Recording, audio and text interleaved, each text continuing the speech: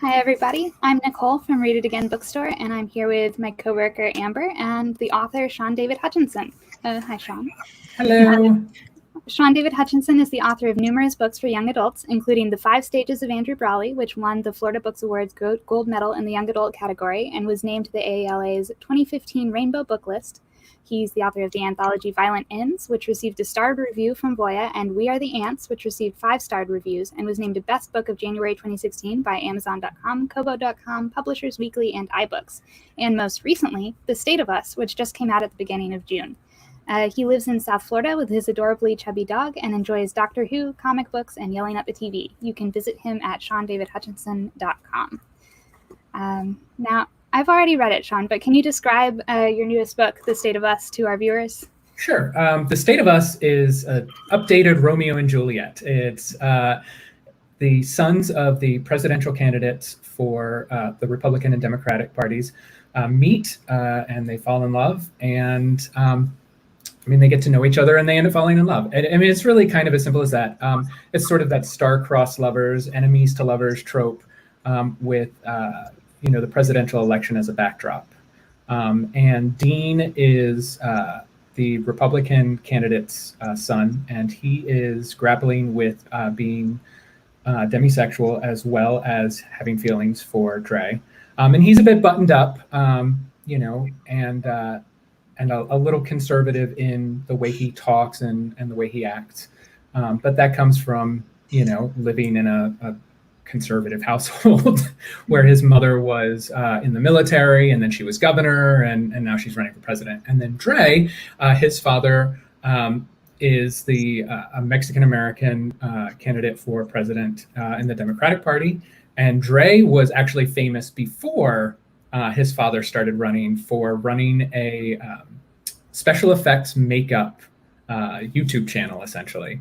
And that was just one of those little things that I like doing. And Dre is really grappling with the idea that he loves his dad and he loves spending time with his dad. And he thinks when his dad becomes president that he's not going to get to see him as much anymore. And that is something he really struggles with. So yeah, it combines all of the things that I love, which is like cute romances and politics. So. And what was your inspiration for this book? I know all the presidential running is coming up, and so it's perfect timing for that, I believe. So I was just wondering, what inspired you to write this book? Politics has kind of been in my blood forever. When I was in high school, I did debate, and I loved being in that. And it's just something I've always been fascinated. Maybe not necessarily like the nitty gritty of the day-to-day politics, because I find that exhausting, but sort of the theory, like political theory, is something that I'm really interested in. And honestly, for me, they could have been like a libertarian and a communist or, whatever. It didn't have to be Republican and Democrats. It's just the philosophical idea and the idea that these two boys are not really so much grappling with the differences between them, but grappling with their families, and this idea of, their families might not get along. And how do you reconcile your beliefs with those of your families? And that was something that I think a lot of people really sort of had to grapple with. And that inspired a lot of that. Is like when Trump was elected, I think a lot of people really had to grapple with this idea that they had beliefs that were so different from their families,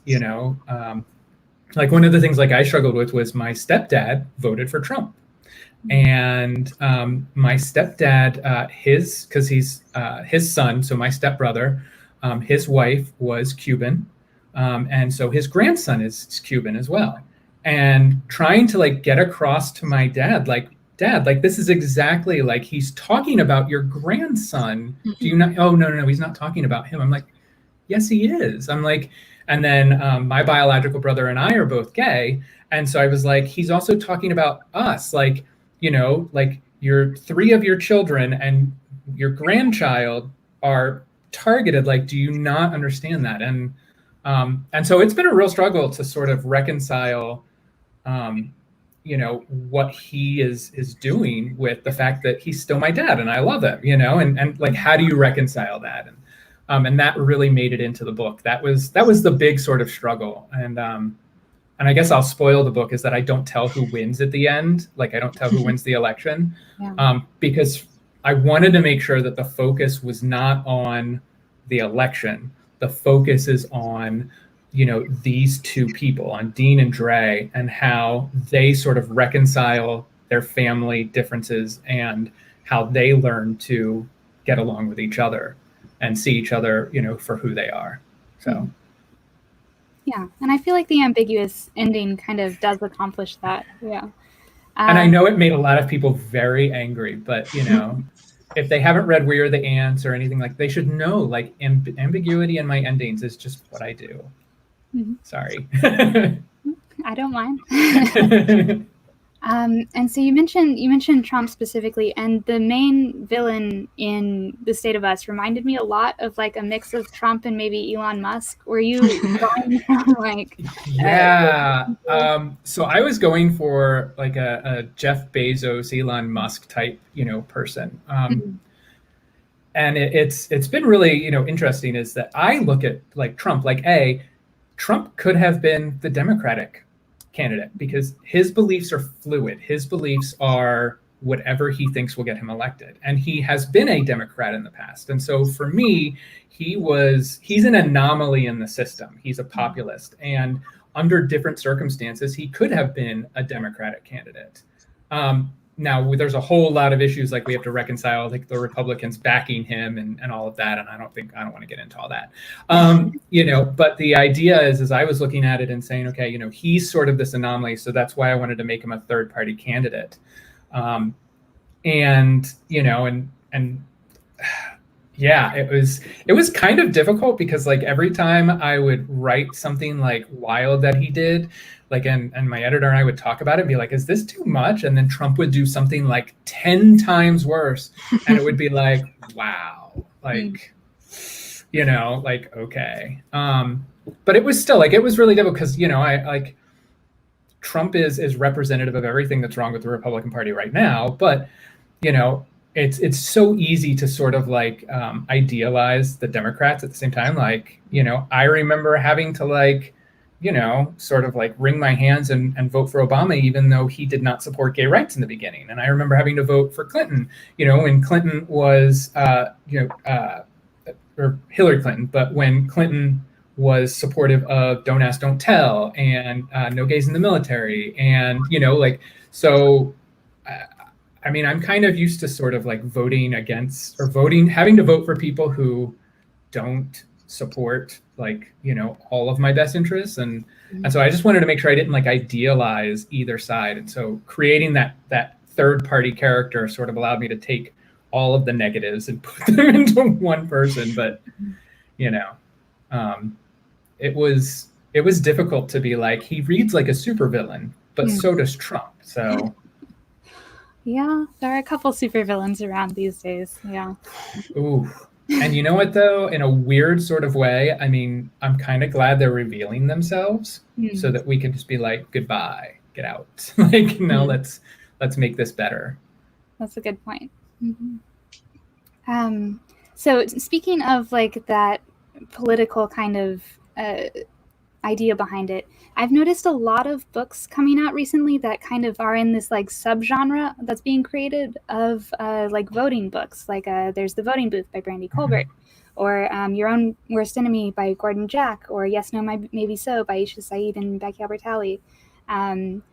What do you think it is besides like the 2016 election? And like, do you think there's something about like teens today or like following on the heels of dystopias that is like inspiring a political or an activism in teen books? I think if anything, like if it's inspiring any kind of activism, like it's inspiring it amongst, I think, the authors, because teens, I feel like, have always been inspired about that. I mean, like I remember when I was in high school, like that was the sort of thing, like we did argue politics and talk about that. And I feel like teens are a lot more activist than we give them credit for, and then we are. And so I do feel like, though, that a lot of the adults are looking around and going, well, we have to make sure kids know to vote, and I do believe that that's a good thing. Like, we need to make sure that teens understand the importance of voting and the importance of politics. I also want to make sure that, not just to be like, like politics is important, but I want to make sure that we're like giving them something to vote for. Like, I want to make sure that, like, when they get out there, like, one of the things I was really disappointed about was Biden, because it was like, cool, that is like the safest, most boring choice possible. And I hope everyone votes for him, because we need to get Trump out. But I want teens to see like real like change and real activism, so that they have something that's worth voting for, like that they're excited to get out there and do that. And I think that the 2016 election really did sort of fire up a lot of adults. But I think the misconception really is that teens aren't out there doing a lot of work, because I think it's young people who made Bernie Sanders a viable candidate. True. And so I think they're just tapping into this micro trend, I guess, is really tapping into a lot of the energy that already existed amongst teens. Whether or not they'll read it and be like, yeah, we already know this, or whether we'll be able to bring something new, I guess, is up to each and every author. What I like seeing is like, like Yes, No, Maybe So, and the voting booth, like those are bringing points of view that we don't generally get to see, because publishing is dominated by white authors. So, being able to get outside, views that we don't normally get to see is, I think, really important, because I think we do need to speak to, teens who aren't white. and that's publishing is primarily been aimed that way for a very long time. So. Yeah, and I think definitely right now it's really cool to see how all the people are coming together and fighting for all these different movements, and especially the books that have been released recently, like The Hate You Give, and then Not Dying With You Tonight. That one was a really good one. It was just really cool to see how everybody's trying to get a better understanding of what's going on here, and I just thought that was interesting. Yeah, I mean, like, I am like, there's this really interesting thing where we're in publishing, and I've been around, like, I published my first book 10 years ago, was this idea that, like, there's not enough room for everyone in publishing. And I think that that's kind of, nonsense. I think there's a ton of room for people in publishing. And so, like, for me, like, I love seeing, points of view that are like vastly different from my own, because I'm curious and I'm interested, and I'm like selfish. I want more. Give me more. And like, one of like my favorite things is I've been reading, because I read a lot of adult. And so I've been reading African science fiction. And it's just so different from the science fiction that I'm used to reading. And I love it. And so the more points of view we get, I think, the better it is. And yeah, I hope we get more of it. I hope that like this activist spirit that people have doesn't just go away. Like, I hope we don't, Biden doesn't win the election, then everyone goes, okay, we're done. I think that I hope the next sort of micro trend is, okay, we've won. Now what? Because I do remember like seeing a lot of young people really disappointed when Biden didn't win the primary, and it's just that's sort of like let down, like okay, look, I tried, and it's like, well, no, like there's more to do. Like, let's take the next step. Like, let's figure out where we go from here, and we have to keep people engaged and keep them excited. So I hope. That's true. Like, all of the dystopias end with like, okay, we brought down the old system, now what? And then it's just at the end. Yeah. Good to see what's next. Yeah. Yeah. And I mean, sometimes a lot of that is kind of boring, but at the same time, it's not. Like, that's why I like the voting booth, because the voting booth doesn't focus on like that big question of, an election. It's about, one person fighting for another person's right to cast a single vote. And that is such an important conversation, is the local level and what we can do personally. I am not I am personally like, I can't do crowds, like, so I'm not out there, in big crowds of people. And so I look for the little ways that I can make a difference within, my friend groups and my community, and where we can do that. And I think that those are important places to start. I remember a conversation I had with a friend of mine who is very was very much about third-party candidates, and he gets really disappointed every election when the third-party candidate goes nowhere. And I'm like, you can't just start with the president. You have to start down ballot. You have to start locally and build things up there, and that's how real change happens. So I hope we get a series of books about that, but I don't know how you would do that and make it exciting. That's for a better author than me to write. Maybe if there's a speculative element to it, you Yes. can add in some aliens and you're good to go. Aliens come in and interfere in the elections. Maybe. All right, and I did actually have some questions about one of your other books, or two of them actually. Sure. So I read Violent Ends, and I know it was you co-authored with a whole bunch of different authors. I was just wondering, what was that process like? Because that's got to be a little bit crazy, I would think. It was an incredible process, actually. It was the first time I had ever thought like, oh, I'm going to do an anthology. And so I went with something that was just really wild and difficult to do. But I have ADD, and so I have a lot of things to organize myself with. And so I created, spreadsheets and graphs and this online community where we could all share ideas. And it was a really collaborative, neat idea. Like I set a lot of the boundaries, where they went to school and sort of a timeline. And then as the other authors would come up with ideas, they would post them and be like, okay, I'm going to do a character who does this, or I'm going to have a story like this. And as we wrote, drafts of stories, like we would post them. Like one of my favorites was Courtney Summers, who is just one of my favorite authors in the entire world. I had written my story first because I had an idea of what I wanted to do, and I posted it.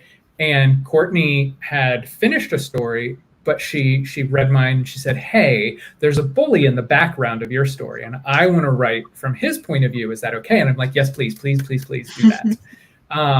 And it was really neat. And so a lot of the authors worked collaboratively together to create connections between the stories.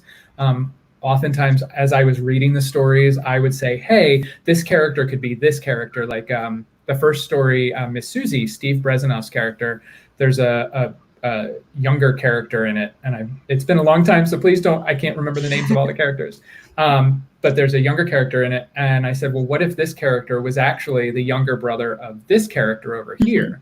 And it just, we were able to make a lot of those connections, and sometimes the best ones were when I just kind of let the authors do their thing. Like Neil and Brendan Schusterman decided, they emailed me and they were like, well, we want to write from the point of view of the gun.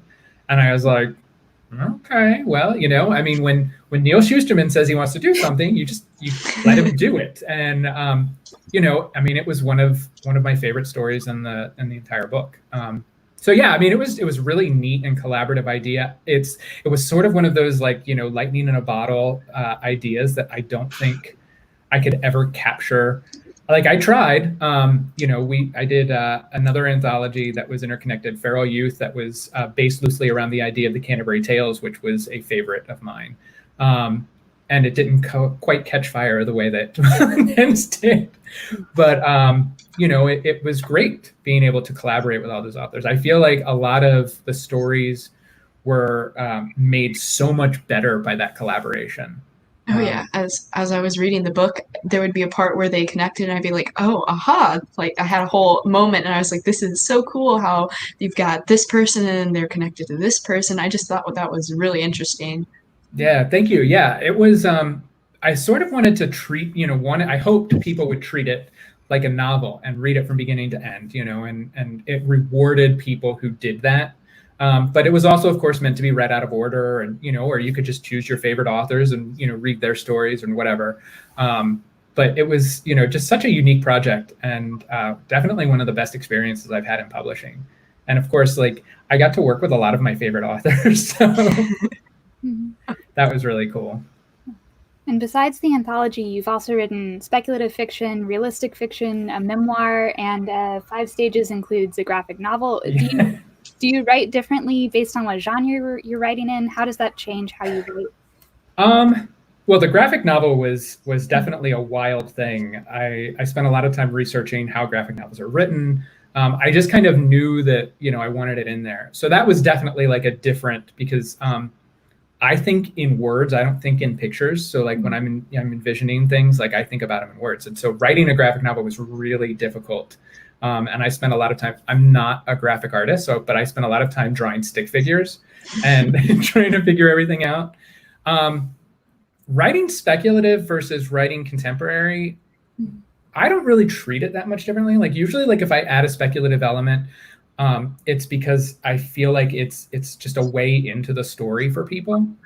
And it's like with that, like with We Are the Ants, it was the aliens, and everything is like it made sense in a weird way that, if it didn't have the aliens, people might read it and go, oh, this is unbelievable. None of this could happen. But then you add aliens and people are like, oh, okay, this makes sense. Writing the memoir, though, I actually I had approached it differently at first. And my agent or my editor, Lisa Abrams, she really helped guide me into writing it so that it felt like fiction. It sort of, because she told me, she's like, that's what we like, you have a strong narrative voice. So don't try and sugarcoat it, don't try and speak from a distance, just write it like you were writing a book. And so I kind of actually approached it like a regular novel. And I hope it was successful. Like, I hope it worked. But, that was, I think the only thing that was different about that book was having to be so much more raw and open about everything, because like I made the choice, like if I'm going to do this, I have to make sure that every single thing is like, it goes all the way. Like I can't pull any punches. Because I've read a lot of memoirs where it's like, you can hear them sort of like filing off the sharp edges of things. And it's like, but that's not realistic. And I feel like, especially with young adults, like they deserved honesty, like they deserve the truth. And so, yeah, I guess I do and I don't know. I'm working on some middle grade stuff right now, and that's definitely a different approach because, I'm not allowed to use profanity, and that's hard for me. Yeah. A question from the audience. Emily asks, when you're writing a new book, do you start with a story or a character? It really depends. Generally, though, if I start with a character, I end up like not finishing whatever it is until like I find a story for them to fit in. But I do have like lots and lots of beginnings where I've started with a character. We Are the Ants actually started with characters. Like from the beginning, like I knew I had Henry and I had Jesse, and I knew that Jesse had taken his own life, but they were characters in search of a story. And so the first time I wrote it, it was a murder mystery. And then the second time it was set in this haunted house where like the different rooms contain different memories of their relationship. And then I got really wild with it and I set another draft on a space station. And that one was bad. That was so bad. But eventually, yeah, I found the right story. So it all depends. I have, started a lot of books with story. Like I knew with At the Edge of the Universe, like I knew what the story was before I knew who the right character was. But with like the 5 Stages of Andrew Brawley, I knew who the character was before I knew who the story was. But that all came together. That one came together a lot better because like, I knew what the story was, and the character of Andrew Brawley just sort of like, I don't know. That was who it needed. That was who the story needed. So that one came together a lot more organically. I don't really have a great process. It involves a lot of like, binge eating and crying and like talking on the phone. And, like my mom and my friends would be like, oh, you're at that stage again. And I'm like, yeah. So. Now, I read the 5 Stages of Andrew Brawley, and I have to say I started it at 11, and I was like, this is a bad idea because I'm going to sit here and read this book in one sitting. That's exactly what I did, and I loved it so much, and I just wanted to ask, what inspired you to write his character, and how did you come up with the other characters in the book? Because I felt like they just all went together so well, and it was just a great book. Oh, thanks. So there were like that, like I use this as an example of 5 Stages. I use it as an example of how like our inputs determine like our output. So like, okay, so because people always ask, like, where do you get story ideas from? And I always tell the story about a guy who created a computer that would compose music. And so he fed it a whole bunch of music and it created its own symphonies, you know, its own music that were inspired by what it had been fed, but were completely original. And that's how I feel like, you know, books come about. And so with 5 Stages, there are a lot of really distinct things that came together. And so one of them was I trained as an EMT and a firefighter. And so I did a lot of ride-alongs and I did work in hospitals when I was training. And so that was that aspect of it. And then there was a story in South Florida at the time about a young man who was doused with alcohol and lit on fire because he owed these kids some money, like, and it was like a couple dollars, and it was ridiculous. Father Mike was actually based on a priest that I had when I went to middle school. I was at a Catholic middle school, and during my 8th grade, he came in, and the priest before him, Father O'Shea, was this just kind of, you know, traditional priest, and Father Mike came in, and he was just this young, energetic guy who just totally changed our views, you know, on religion. And then I was listening to the song Caves by Jack's Mannequin a lot. And that song chronicled his battle with cancer. I think it was lymphoma. And so, yeah, like, oh, and then I was reading the comic books Kick-Ass and Lock and Key. And so, like, it was all of those things, like all of those influences came together to form that. And, you know, a lot of the characters were based on like almost every like best friend character starts as a template of like my own best friend. We've been friends since I was 14. And so like she is the template from which all best friends begin.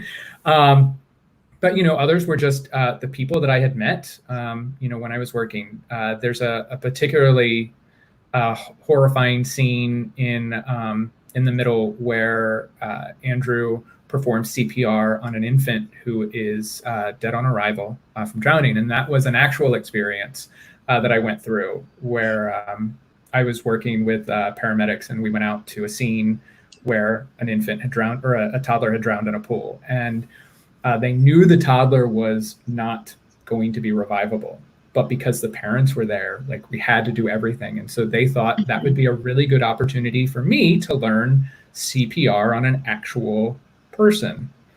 And that traumatized me, and it was one of the reasons that I did not pursue that as a career. But you know, it was and it's funny because that scene is actually one in which a lot of people are like, that never happened, that would never happen in real life. And I'm like, but that's the one that like actually did. You know, and I love that book because, yeah, I get that a lot. A lot of other people are, you know, they say, oh, you know, nobody could live in a hospital and go unseen. And then I'm like, I think it was like a few months after the book came out, there was a story about a boy in South Florida, a teenage boy who actually worked in a hospital. Like he got away with pretending to be a doctor for like 8 months or something like that before he was finally caught. So, wow. Yeah, that one was just a book. It was just a lot of influences all came together at the right time. It was actually when I was struggling to come up with what my second book was going to be. You know, my first book, The Death Day Letter, was not very well received, and you know, it was more of a comedy, and it featured heterosexual characters because I didn't think that the market would accept queer characters, and so, you know, it definitely, like, it had my voice, but it wasn't really me. And so I was struggling with what to do next. My agent at the time wanted me to do another comedy, and I just was not, it just wasn't working. And so, yeah, this book just kind of poured out, and my agent didn't really care for it. And so we parted ways, and yeah, and it just went from there. So. And how did you come up? There were the parts where you had the little comic book section on Patient F. How did you come up with that part?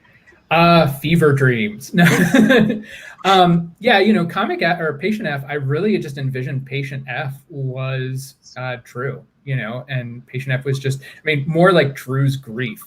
And, you know, and so it was just this idea of, I really wanted a way to show what Drew was going through internally without having him explain it, because, you know, he's clearly in denial throughout the book that, you know, like these things are going on. And so it was just, I wanted something to show him and show what he was going through. And Patient F seemed like a really good way to go through that. And I mean, Patient F went through, like, to get those, I think we did like a total of 30 comic book pages.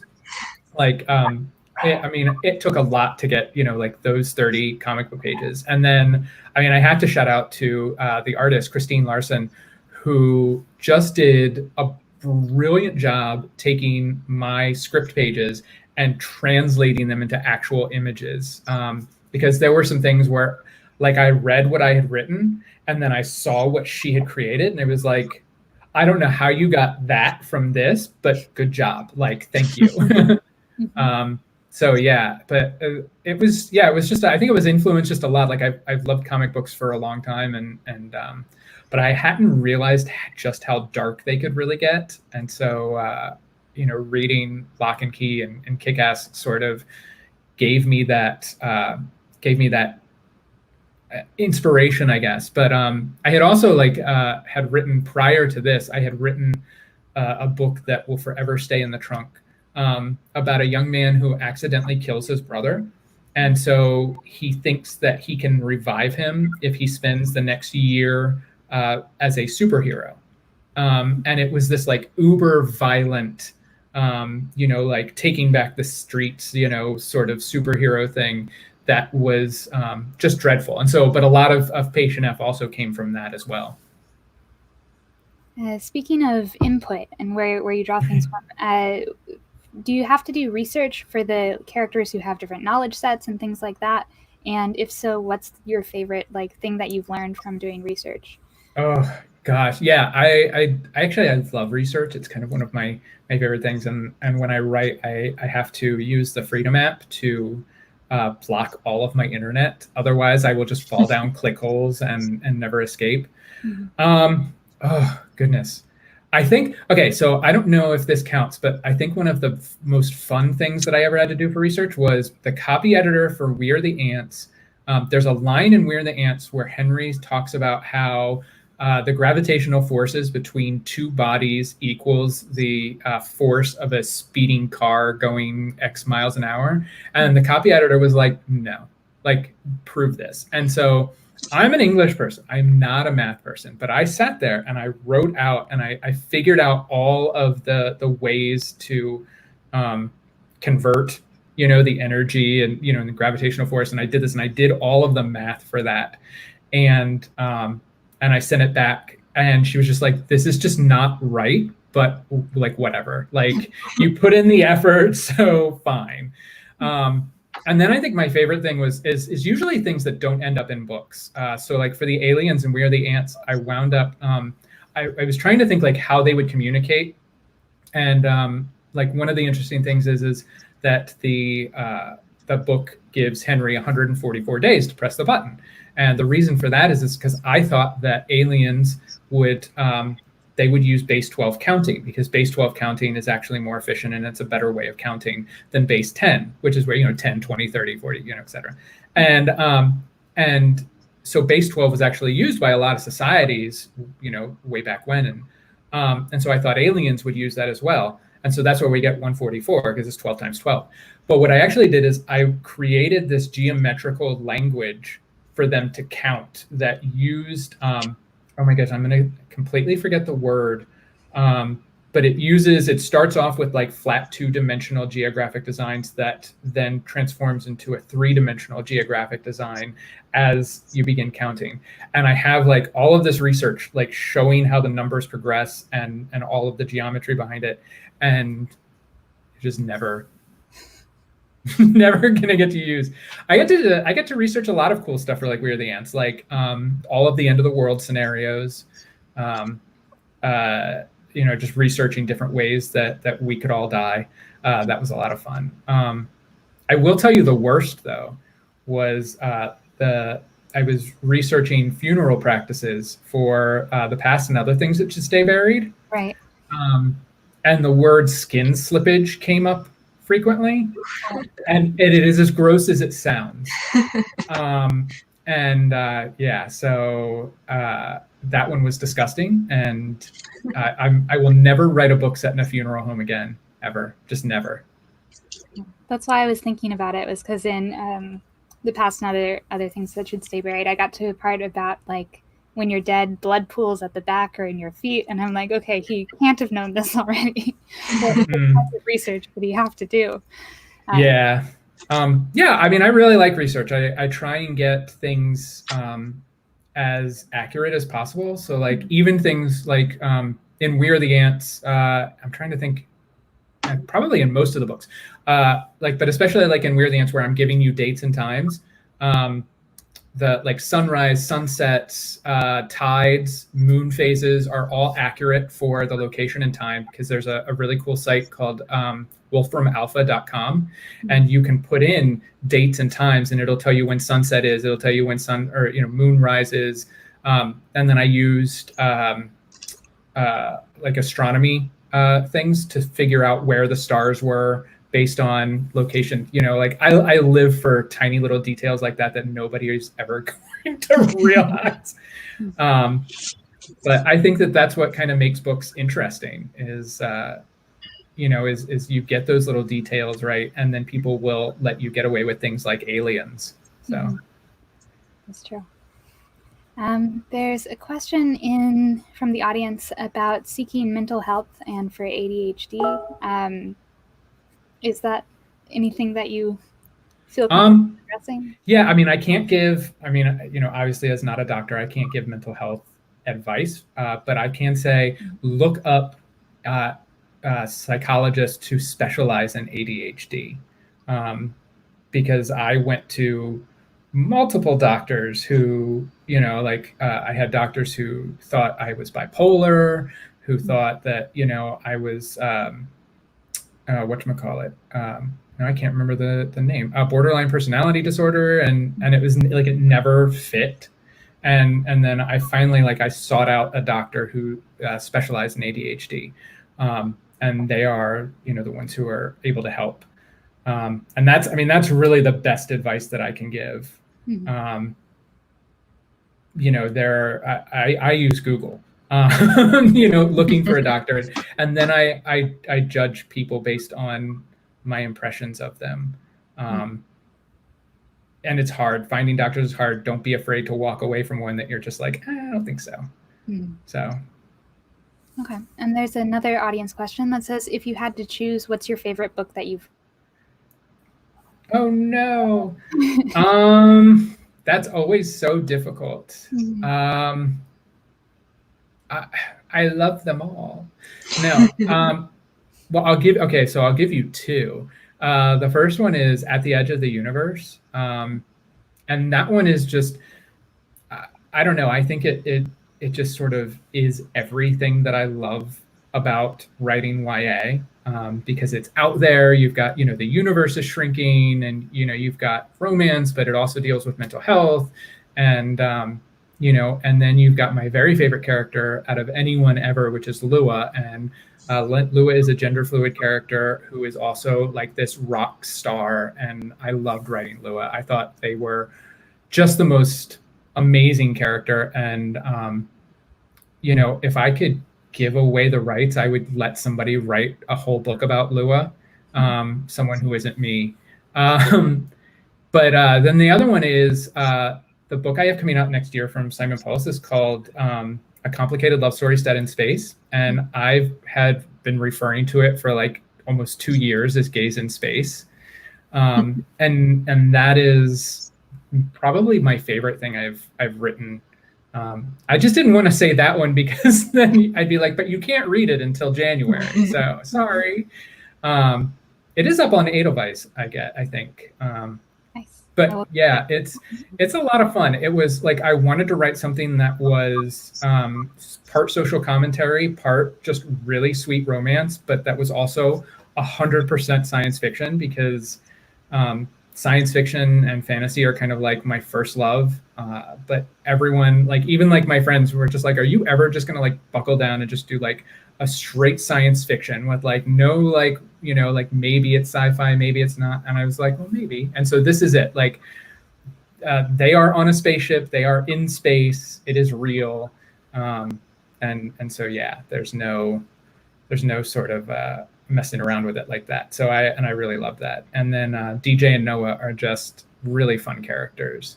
And I can't wait for y'all to meet them. And so.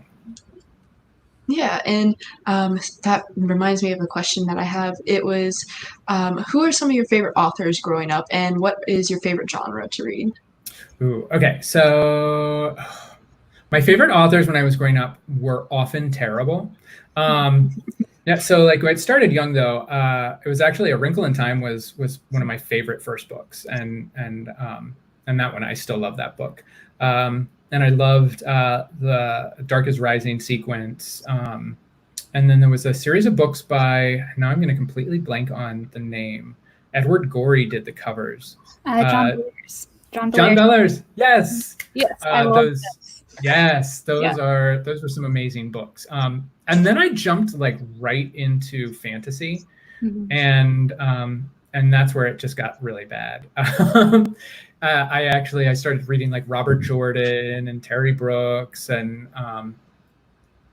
honestly, like all of those, by the time I hit my early 20s, turned me off of fantasy so hard that I didn't read it until like I was in my 30s again. And then I started picking it up and seeing, like there are amazing science fiction and fantasy authors out there now. And so, but yeah, those were my favorites when I was younger. I kind of went through a phase in high school where I read a lot of like philosophy books. And then I went through a really terrible Ayn Rand phase, And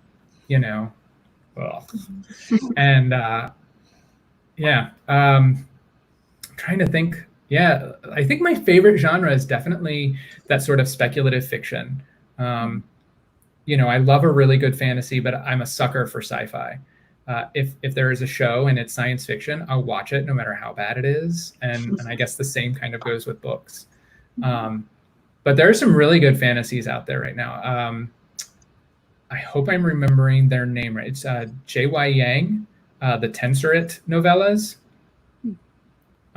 Those are a really, really amazing series of fantasy novellas that deal with gender in such a unique way. It's you basically, you don't have to choose your gender until you are ready to enter society, and then you choose if you want to. And it's a really neat way of looking at gender. And so we're getting really great fantasies. And then Fonda Lee's Jade War series is just so great. So yeah, there's a lot of really cool stuff out there. But I'm a sucker for sci-fi, which is why I've been like slowly edging. But yeah, we have a sci-fi fantasy book club that meets here once a month, or well, not meets here anymore, but meets virtually once a month. So I'll have to add some of these to our list of what I make them all read. Oh yes, tell them to read Murderbot too, and Anne Leckie's Ancillary Justice. We did that one, right? Yeah. That book just blew my mind in a really interesting. Well, because and Leckie defaults to feminine pronouns, and so what was really interesting is and I admit I was guilty of thinking it was a gimmick when I started the book, but by the end of the book I realized it had changed my entire mindset, and so that my brain started defaulting to feminine pronouns as well, and so you don't assume maleness anymore. By the end of this book. And that's such an interesting way because, growing up in the society we grew up where we have defaults of straight white male, we need to end those defaults. And so just reading the one book and having that sort of, change my brain in that way was really great. And I hope more authors will do that, because I think it's really cool. I think Charlie Jane Anders' Long Way to a Small Angry Planet kind of deals with Becky Chambers? Yeah, sorry. I mixed up. Because Charlie Jane Anders did All the Birds in the Sky. Yeah, sorry. Becky Chambers, I think they refer to everybody as they until they're told otherwise. Yeah, Becky Chambers does an awesome job sort of dealing with sexuality and gender in a way that never assumes anything, and I liked that a lot. Yes, me too. What are you reading now? So this will sound terrible. So I'm actually trudging through the Wheel of Time series. So, and I will explain this. So I started reading those books when I was, I want to say like 13, like when they first came out. And then around I think it was like book 9, I quit, and then he died. And Robert Jordan died. And I was just like, I always felt like it was unfinished, you know, like I never finished. And so I decided last year that I was going to read the entire series. And I really wish that I had never started. So like, I'll read one book and then I'll read like 4 or 5 others. And then I'll read one and then I'll read, you know, some others. And it's just so slow, but I want to be done so that I can then like put them out of my life forever and let them go finally, because they've haunted me for like, you know, 25, almost 30 years. But I did finish, not too long ago, I finished George M. Johnson's All Boys Aren't Blue, and it was just fantastic. And then I'm reading No Good Indian, and that one is new. It was written by a Native American author who I honestly, you know what, at this point, I don't actually know, is it paranormal? I don't know. It's really interesting and really intriguing. There is sort of like a murder mystery, supernatural element to it, and it's really kind of cool. And then I'm waiting to get my hands on a copy of Fell of Dark, which is just, you know, just amazing. Like everything that he writes is so just, have you all read Death Prefers Blondes? I haven't, but I did buy Fell of Dark. It came into the store like 2 days ago, and I was like, this looks so good, and took it home. So sorry, we don't have one here now. And then I'm really excited to read T.J. Klune's The Extraordinaries. I read that. It was great. Yeah. Y'all read it? Yeah. I'm going to read that one. Yes. We're going to have T.J. Klune come, I think, the first week of September. Awesome. The Teen Book Club's gonna read that one for that. Yeah. I'm really excited about that one. Have y'all read The House in the Cerulean Sea? I've started it. Not. Okay, so that was the first T.J. Klune book that I ever read. And I didn't know what to expect. But like when I mentioned like, oh, hey, I got a copy of this book and I'm going to read it, everyone was like, oh my God, you've never read it before? You're going to love it. And so I was like, all right, cool. It's an adult book, but it has like a really amazing YA sensibility. And it's fantastic. It's absolutely fantastic. Mm-hmm. And then after that, I've got The City We Became, N.K. Jemisin, who just blew me away with the Broken Earth trilogy. Mm-hmm. And yeah, I mean, my book list just keeps getting longer and longer. Even like doubling up, I'll do like some audio books, some physical books, and I'll be doing like 2 at a time. And yeah, it's a lot to keep up with. I listened to yours, The State of Us, on audio, and that's always interesting with books that have like texting, because it says that every time it says like the timestamp. Oh no! The handle. But it's fun, and you get used to it and tune it out, so it's fine. As I say, I haven't listened to it yet. I got to choose the narrators, but I haven't listened to it yet. I'm always afraid to listen to audiobooks of my own books. My favorite was, and I'm going to completely blank on her name, but she was the audiobook narrator for Elena, The Apocalypse of Elena Mendoza. And there's a scene in I guess in the middle of the book where they have a statue of the Virgin Mary, and the Virgin Mary is, you know, just talking to Elena, and Elena's the only one who can hear it. And I guess she's shouting Spice Girls lyrics at her. And so Elena yells back at her, and she's like, no, I don't want to hear what you really, really want. And the narrator was doing the talking and then just went right into the song and just like sang the lyric. And it was just the most perfect narration I've ever heard in my entire life. And so I was just like, after that, I was just like, I want her to narrate all my books. And they're like, well, but your other books aren't, you know, female narrators. And I don't care. Like, I don't care. I want her to narrate all my books forever. So, yeah, it's interesting, but I'm glad that they did dual narrators. Because it's like getting voices distinct is hard enough as it is, but then when you have the same person narrating too, it can blend them together. That's true. Did you have any more questions, Amber? I'm all good. I got all my questions in. Oh no. Let's see. So you mentioned that you had, when we were scheduling this, a July 1st deadline. Is there anything you can tell us about what you're working on now? Well, I don't know. I don't even know if we've announced it, so I don't know if I'm going to get into trouble. We don't want you to get into trouble, but yeah, I mean, so I have. I'll tell you this: it's historical, but it's magical, and it's set. So when y'all were doing the bio, I need to update that because I moved to Seattle 2 years ago. And so it is set during the 1909 Seattle World's Fair. And so I've been doing a heck of a lot of research for that, which like reading old newspapers from 1909, which is really interesting, but also a lot. And so, yeah, but y'all won't have to read any of that. But it's magic, and it's set during the Seattle World's Fair. So it's really kind of cool. And then beyond that, I'm working on a book that's going to be out in 2022 about monsters. So yeah, monsters. And then I'm just kind of working on some middle grade stuff that maybe something will happen. And then I'm working on an adult book that maybe something will happen with. So you're adding even more genres, historical and adults.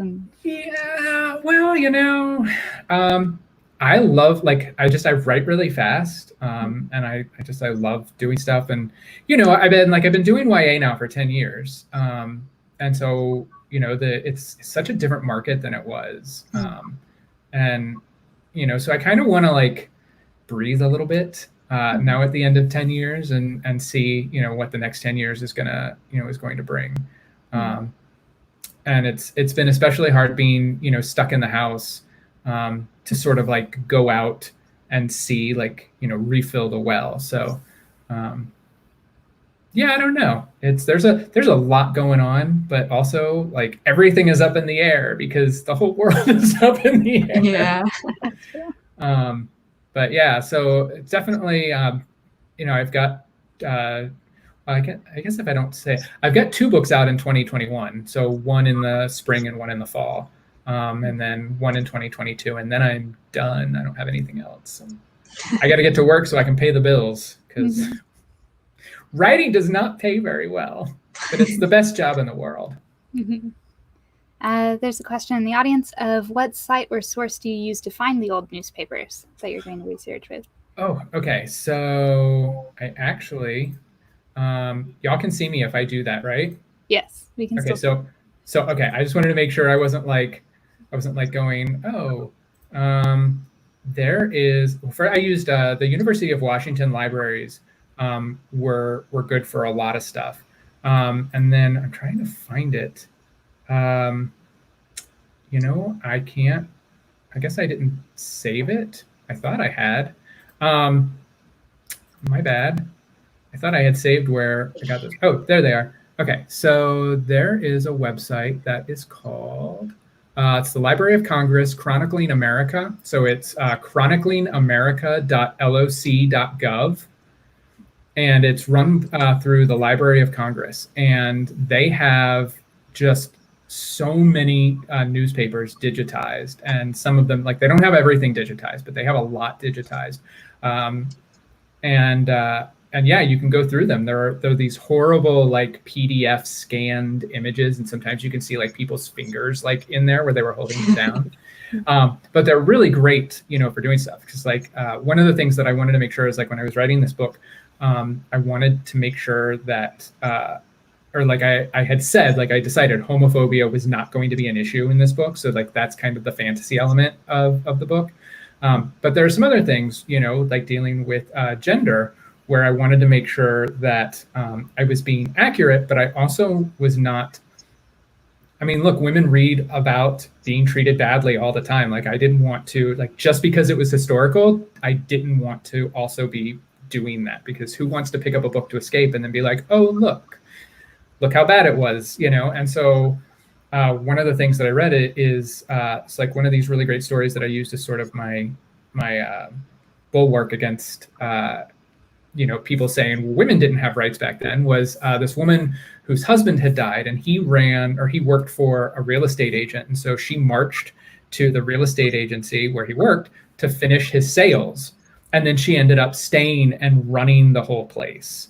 And I was just like, you know, so like these things happen. Like there were, you know, like just because it wasn't normal or traditional back then doesn't mean that, you know, we have to write about you know, people being terribly oppressed, because, you know,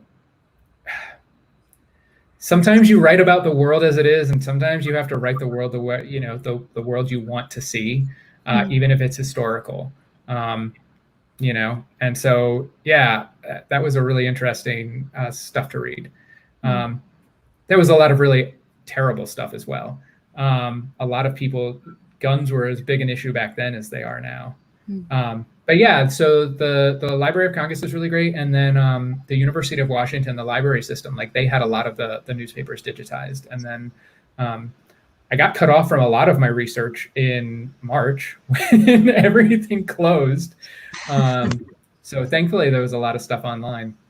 But it's a really interesting time period to read about, especially here in Seattle, because like most World's Fairs were kind of like ways to look at history, and Seattle was more about looking into the future. So, you know, like everything was like electric lights, and I loved it because it was like electric lights were a big deal. And like a group of people walked out of a symphony and onto wet grass and accidentally electrocuted themselves because because like a wire was loose or something. And there was like another fun one where I think it was like 50 or 60 people got I forget what the disease is. It's a stomach bug from drinking contaminated water, because they accidentally switched the intake. Like they were supposed to get water from the lake and they were dumping wastewater into the lake, and people were drinking that. And so it was like, well, that's really gross. I'm not putting that in the book. But yeah, so you can find anything on the internet now. And I was surprised about the newspapers, because I was like, oh, I'm going to have to go talk to people. So. I did have a question about your titles. Like obviously with like Gaze in Space, you didn't have the title before writing the book. Do you normally wait till the end to come up with your titles, or do you? So I'm bad. Like I'm really bad with titles. So I love your titles. Like, oh well, okay. So the ones that you love were probably come up with by somebody else. No, so, like I either nail it right away or somebody else comes up with it. So like Gaze in Space was what I was calling it, just because I thought it was funny. But it was actually my agent who came up with a complicated love story set in space. We were actually talking with my editor, and we were throwing titles around.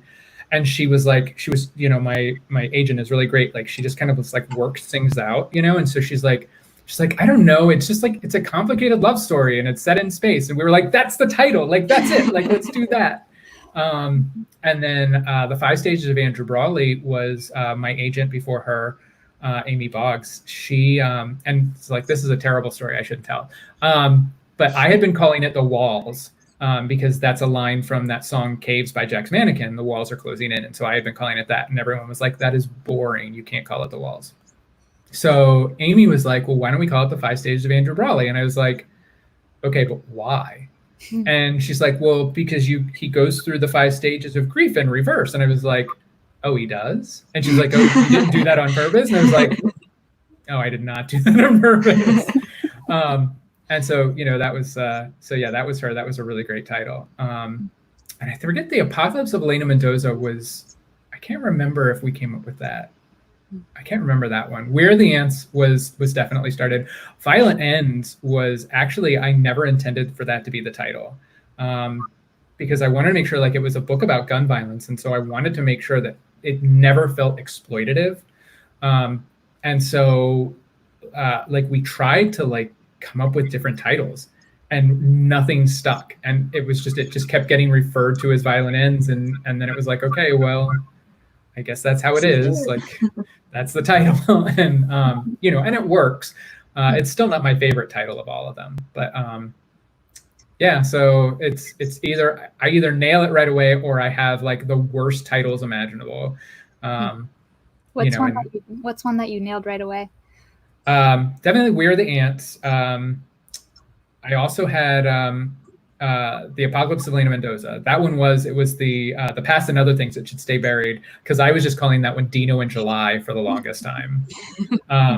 And I was only calling it that because the idea for The Past and Other Things Should Stay Buried came from within We Are the Ants, because it was the movie that Henry and Diego go see when they're on a date at the movie theater. I needed like a fake movie, and so I came up with Cyrano de Bergerac with zombies, and I always kept like kind of wanting to write that book, and so I did, and it wasn't Cyrano de Bergerac with zombies, but I was still calling it Dino in July. Which I read not too long ago. Someone was like, those are the worst names that I've ever read for any character ever. And I was like, oh. Do you ever have a say in your covers? Because I love your covers. They look awesome. Thank you.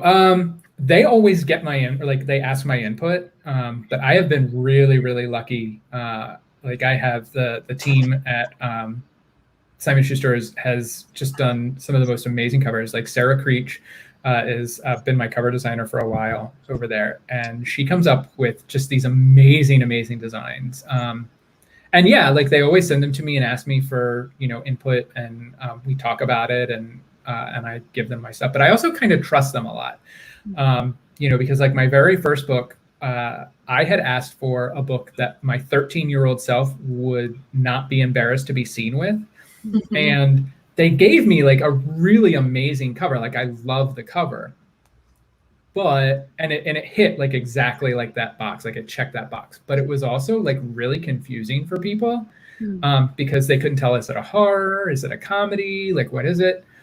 And so after that, I was just sort of like, you know what? Like they know what they're doing.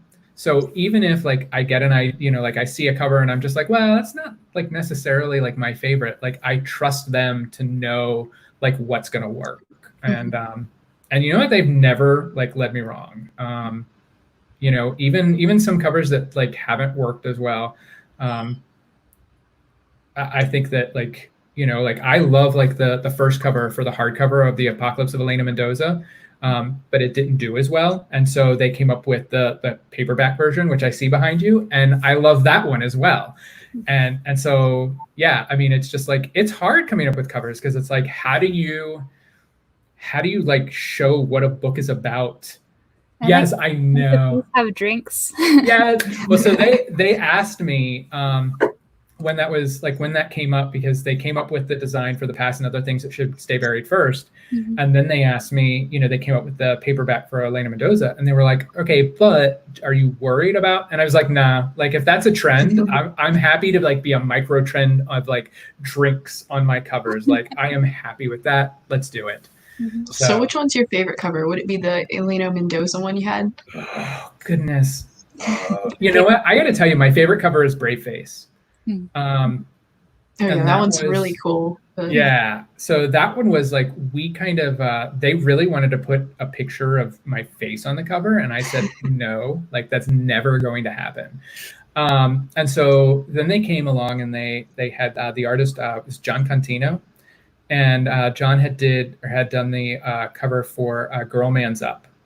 And that one's awesome too. Yeah. And so I was like, okay, like that's really cool. And so I guess like I don't know whether John read the book or whether Simon & Schuster like sort of had an idea, but they came up with the me on the cover with the black and white Doc Martens that I used to wear and that queer shirt that I had worn in the book. And I was just like, this is amazing. Like, this is like, I mean, and I don't know how like other people reacted to it, but I was just like, if my teenage self could have seen this, like he would have cried. And so like, just like seeing like queer, like just so prominent there, and it not being like a bad thing, being it's a celebration. It's, you know, and so yeah, like that is definitely like my favorite. It's yeah. So Well, if anybody watching wants to own any of these pretty covers, they should come on down or visit our website. Read it again. Meanwhile, we have an author event on Saturday that if you like Shaun David Hutchinson's books, you'll probably also like Andrew Iliopoulos' The Fascinators. So join us again on Saturday at 5. Otherwise, everybody have a good night. thank you so much, and I hope you all have a wonderful evening. And don't forget to vote if you can. Yes.